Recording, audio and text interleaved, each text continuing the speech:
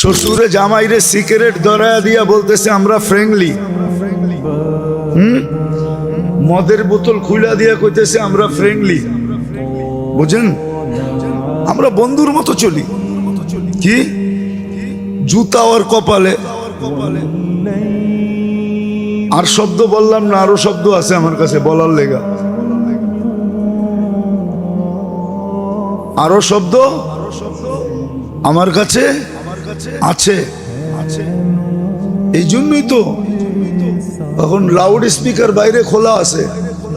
এই জন্যই তো শাশুড়ি জামাইয়ের লোকে পরকিয়া করে ভাইগা যায়, নইলে পত্রিকায় ওঠে কেমনে? লজ্জা লাগে না? ফ্রেন্ডলি উনি আধুনিক হয়েছে, সামাজিকতা মানে আমরা ফ্রেন্ডলি মানে ইংরেজি একটা বইলা দিছে, মনে হয় যে একটা হাদিসে কুদসি বলছে আর কি।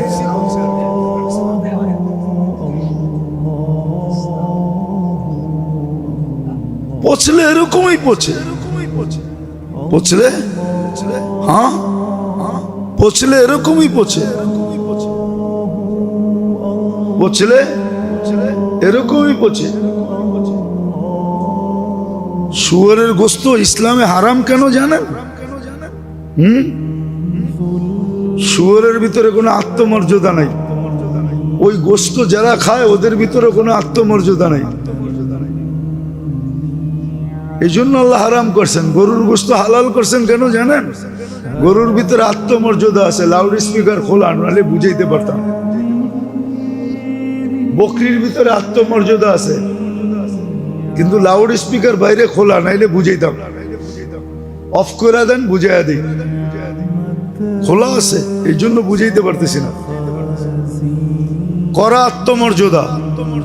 ও থাকাকালীন যদি আরেকটা আসে তো চাং দিয়া দিব, ওইটারে কাছে ভিড়তে দিবে না। এতটুকু ইশারায় বোঝেন। এটার নাম হলো আত্মমর্যাদা। এই আত্মমর্যাদা শুয়োরের কাছে নাই। শুকরের কাছে এই আত্মমর্যাদা শুকরের কাছে নাই।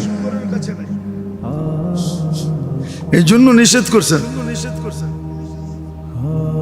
তো যেটা বুঝাইতেছিলাম, আমরা এক এক শব্দ দিয়া রোগরে ডাকতে চাইতেছি, অথচ রোগী।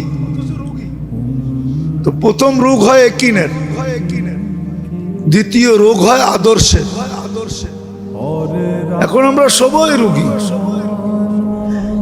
আমাদের যুবক যুবতী, নারী পুরুষ, শিক্ষিত অশিক্ষিত, এমনকি ধার্মিক লোকেরা পর্যন্ত, এমনকি আলেম ওলামা পর্যন্ত, এদের বিয়ে শাদী দেখলো আর